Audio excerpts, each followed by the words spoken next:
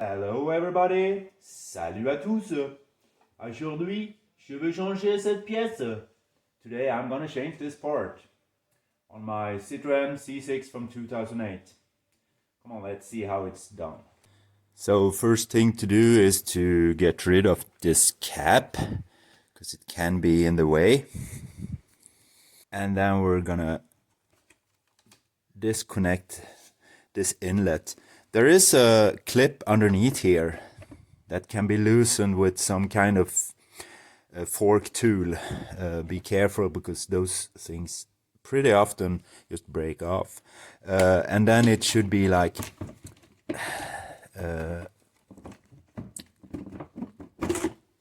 taken apart like this. And then we have a better access to the actual stuff. We need to get rid of this contact here for this sender. There is another sender down there. So that one, there it is. That one needs to be disconnected too. There is also a kind of plastic clip here holding these cables in place. And that one must be taken apart too. So let's get on with it.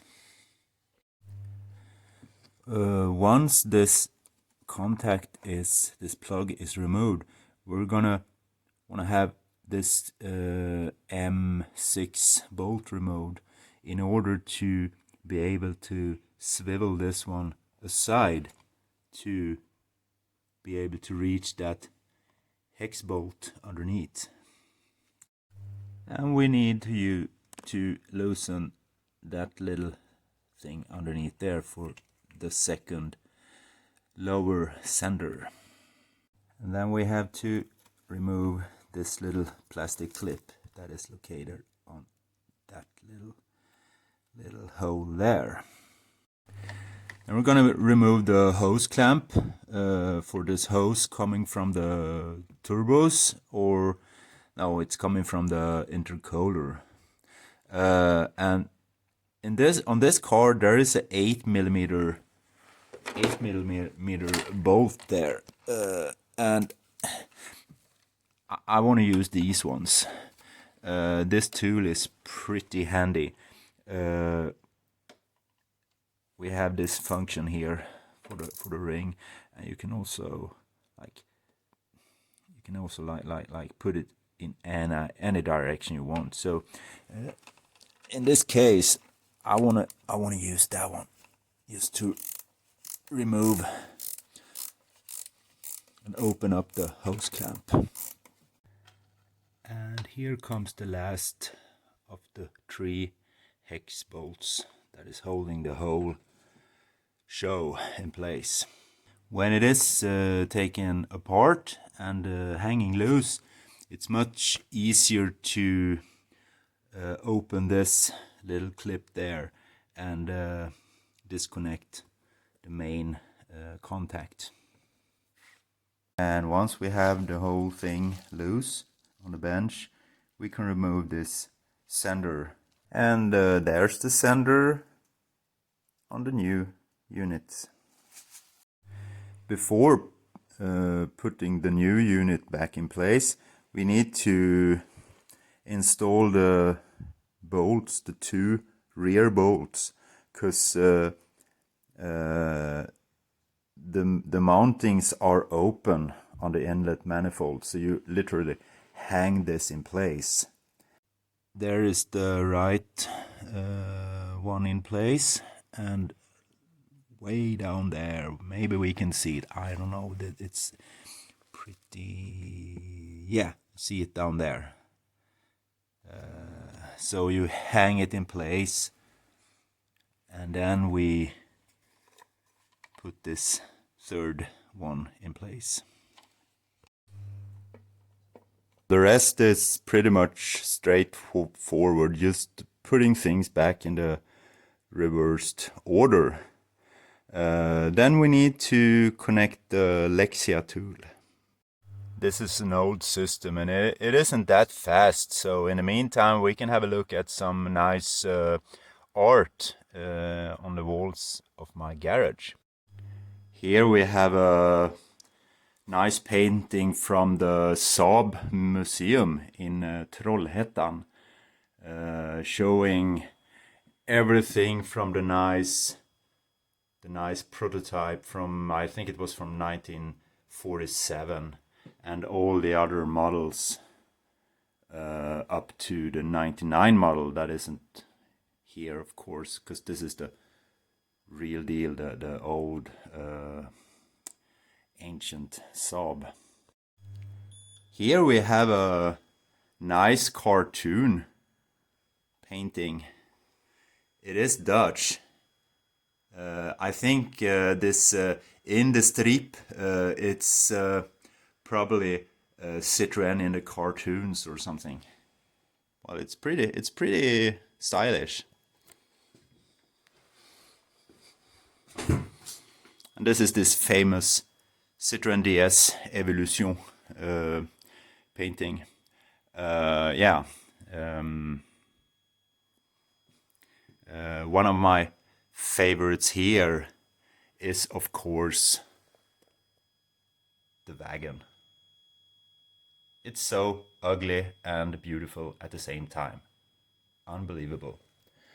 I bought those paintings at the 2005 50 years anniversary of Citroën DS outside Paris at the site Saint-Quentin-en-Yvelines.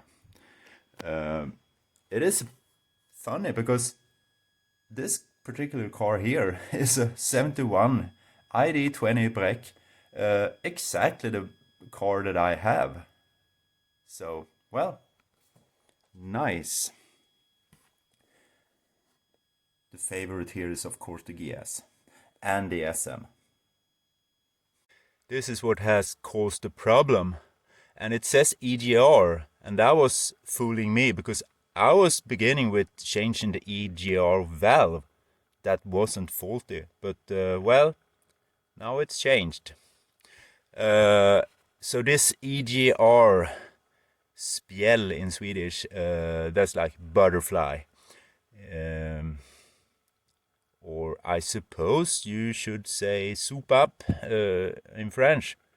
I don't know. Let's see if we can just erase them.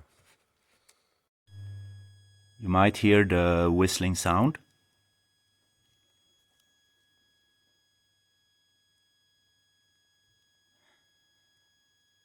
That's the part that we've been changing today.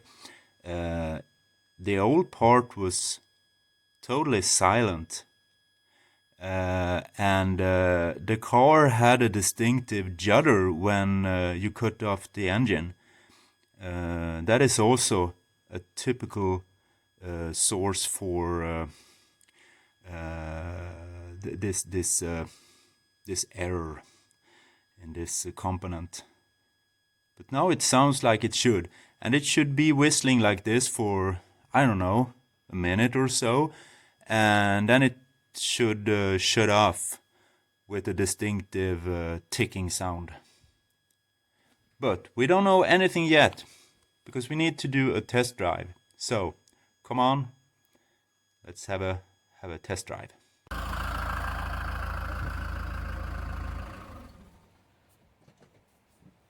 So, from the beginning, the problem was actually me being stupid.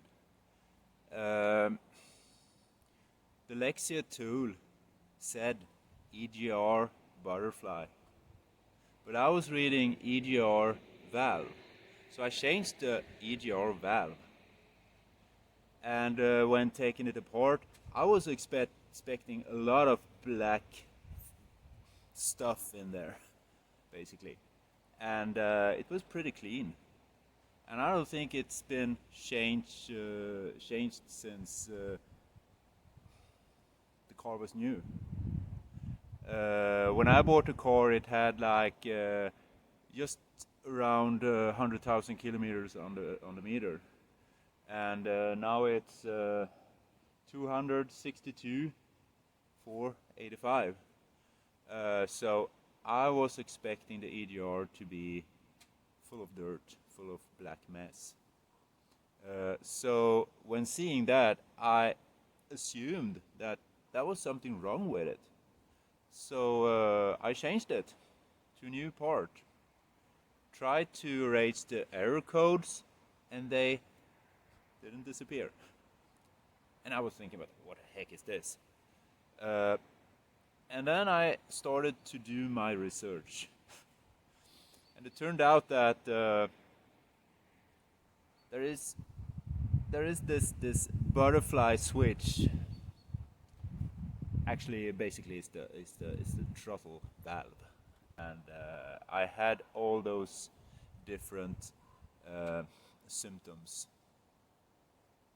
that was described in different forums. Like I stumbled over a Peugeot forum, and that was a guy that had a 407 with this engine. Yeah, and he had exactly my symptoms, and that was the butterfly house. So ordered a new one, put it in today, erased all the codes. There was no codes remaining. Now I recognize the C6, the smooth C6 behavior. So thanks for watching, and don't be stupid like me. See you next time. Bye bye.